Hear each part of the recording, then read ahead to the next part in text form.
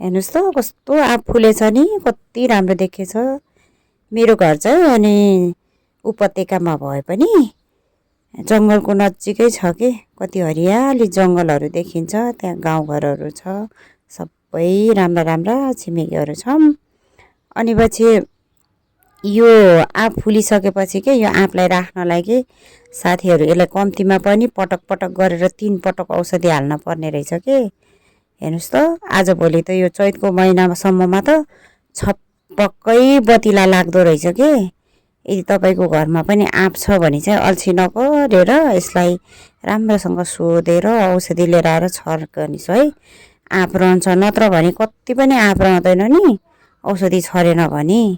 हजुरहरूको घरमा छ कि नै बोट? मेरो घरमा चाहिँ एउटा बोट चाहिँ छ, जति पनि सिजनमा खान पुग्छ कि यो आँप।